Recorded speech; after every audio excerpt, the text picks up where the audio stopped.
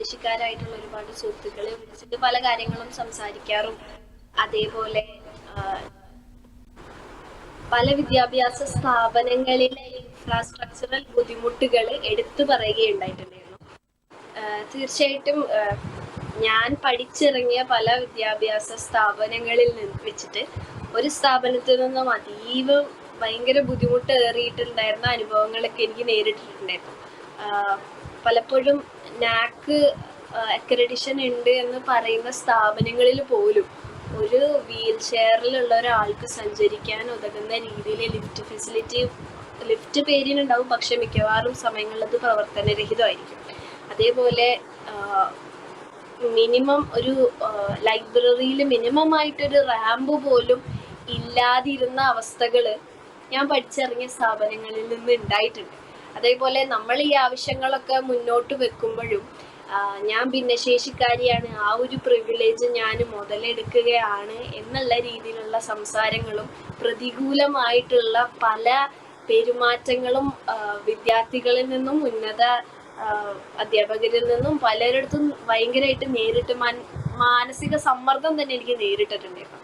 പക്ഷെങ്കിലും അതിലൊക്കെ അങ്ങനെയൊക്കെ പ്രയാസങ്ങൾ ഉണ്ടായിട്ടുണ്ടെങ്കിൽ പോലും ഇതൊക്കെ എൻ്റെയും കൂടെ അവകാശമാണ്, ഇതൊക്കെ നിങ്ങൾ തരുന്ന ഒരു ഔദാര്യമല്ല, പക്ഷെ ഇതൊക്കെ നിങ്ങൾ ചെയ്യേണ്ടത് എല്ലാ മനുഷ്യർക്കും ഒരുപോലെ ജീവിക്കാൻ ഇവിടെ അവകാശമുണ്ട്. അപ്പോൾ ദൈവം ഒരാൾക്ക് നല്ല രീതിയിൽ നടക്കാനും എല്ലാം ചെയ്യാൻ തരുന്നുണ്ടെങ്കിൽ അത് സ്വയം അഹങ്കരിക്കാനുള്ളതല്ല ഒരിക്കലും. മറ്റുള്ളവർക്ക് കൂടി അത് സഹായകരമാകുന്ന രീതിയിൽ വേണം നമ്മളുടെ കാര്യങ്ങൾ നമ്മൾ ചെയ്യാൻ. അപ്പം അങ്ങനത്തെ രീതിയിൽ പലപ്പോഴും ഞാൻ പ്രതികരിച്ചിരുന്ന സമയത്തും ഭിന്നശേഷിയാണ് എന്നുള്ളതൊരു മുതലെടുക്കലിൻ്റെ ഇതിലേക്കൊക്കെ മാറിപ്പോയിട്ടുണ്ടായിരുന്നു. പക്ഷെങ്കിലും ആ സമയത്തൊക്കെ എനിക്ക് അനുഭവം ഉണ്ടായിരുന്നത്, ഞങ്ങൾ സ്ഥിരമായിട്ട് വാടക വീട്ടിൽ താമസിക്കുന്ന ആൾക്കാരായിരുന്നു. അപ്പോൾ ഒരിടക്ക് എൻ്റെ അന്ന് താമസിച്ചിരുന്ന വീട്ടിലേക്ക് പോകുന്ന വഴി ഭയങ്കര ബുദ്ധിമുട്ട് നിറഞ്ഞൊരു സമയം ഉണ്ടായിരുന്നു. അപ്പോൾ പഞ്ചായത്തിലൊക്കെ പോയി പറഞ്ഞിട്ടും ഒരു നടപടി സ്വീകരിക്കാതെ ഭിന്നശേഷിക്കാർക്ക് അത് അയച്ചപ്പോൾ ആ വഴി ഒരാഴ്ചക്കകം തന്നെ നേരെ ആക്കുകയും അവിടെ നടക്കാൻ പറ്റുന്ന രീതിയിൽ അവിടെ മാറ്റി തന്നിട്ടുണ്ടായിരുന്നു. ആ ഒരു സംഭവം ഞാൻ എത്ര സന്തോഷത്തോടു കൂടി ഓർക്കാണ്. അപ്പം ആ ഒരു പ്രതീക്ഷ എനിക്ക് ഉണ്ടായത് കൊണ്ട് തന്നെ ഏറെ വെല്ലുവിളികൾ നേരിട്ടായിട്ട് പോലും ഞാൻ പഠിച്ചിറങ്ങിയ വിദ്യാഭ്യാസ സ്ഥാപനത്തിൽ ഈ കംപ്ലൈന്റുകൾ ഞാൻ മുന്നോട്ട് വെച്ചപ്പോൾ അവര് പെട്ടെന്ന് തന്നെ കുറച്ചെങ്കിലും അത് നികത്താനായിട്ട് ശ്രമിച്ചിട്ടുണ്ടായിരുന്നു.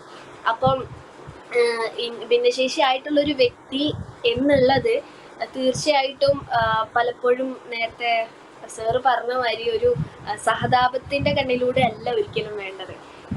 അത് തന്നിട്ടില്ലെങ്കിൽ പോലും അത് ചോദിക്കാനോ അല്ലെങ്കിൽ ചോദിക്കാനുള്ള ഒരു മനക്കരുത്തെങ്കിലും എനിക്കുണ്ട്. അതേപോലെ ഒരുപാട് പേരെന്നെ വിളിച്ച് സംസാരിക്കാറുണ്ട്.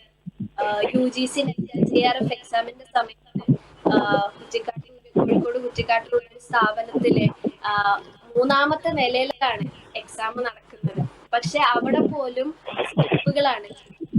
ഭിന്നശേഷിയായിട്ടുള്ള വീൽ ചെയറിലുള്ള എൻ്റെ ഒരു സുഹൃത്ത്, അവർക്ക് സ്റ്റെപ്പ് കയറാൻ പറ്റില്ല, 3 പേര് വേണം വീൽ ചെയർ പൊന്തിക്കാൻ. അപ്പോൾ ഇങ്ങനത്തെ ഒരു സ്ഥാപനം 3ാമത്തെ നിലയിലൊക്കെ എക്സാം വെക്കുമ്പോൾ തീർച്ചയായിട്ടും എന്നെ പോലെ അല്ലെങ്കിൽ വീൽ ചെയറിലുള്ള ആളുകൾക്ക് സ്റ്റെപ്പ് കയറി മുകളിൽ പോകാൻ ഭയങ്കര ബുദ്ധിമുട്ടുണ്ട്. അപ്പോൾ ഇൻഫ്രാസ്ട്രക്ചറിൽ ഒരുപാട് മാറ്റങ്ങൾ ഇനിയും കൊണ്ടുവന്നാൽ ഞങ്ങൾക്കത് ഒരുപാട് മെച്ചപ്പെടുന്നതാണ് എന്ന് എനിക്ക് പലപ്പോഴും തോന്നിയിട്ടുണ്ട്. പിന്നെ നേരത്തെ പറഞ്ഞ മാതിരി തന്നെ എന്നെ മനസ്സിലാക്കി എന്നെ കൂടെ നിൽക്കുന്ന എൻ്റെ പാരൻസ് ഉണ്ട്. അതേപോലെ എൻ്റെ പാർട്ട്ണറിനെ ഞാൻ തന്നെ കണ്ടെത്തിയതാണ്. ഒരിക്കലും എൻ്റെ വൈകല്യങ്ങൾ കണ്ടിട്ടല്ല, പക്ഷെ എൻ്റെ കൂടെ നടക്കുമ്പോൾ എനിക്ക് വൈകല്യങ്ങൾ ഉണ്ടെന്ന് തോന്നുന്നില്ല എന്ന് തന്നെ എന്നോട് പറഞ്ഞിട്ടുള്ള ഒരു മനോഹരമായിട്ടുള്ള ഒരു അടിപൊളി വ്യക്തിയുടെ കൂടെയാണ് എൻ്റെ ജീവിതം ജീവിക്കാൻ ഞാൻ തിരഞ്ഞെടുത്തത്.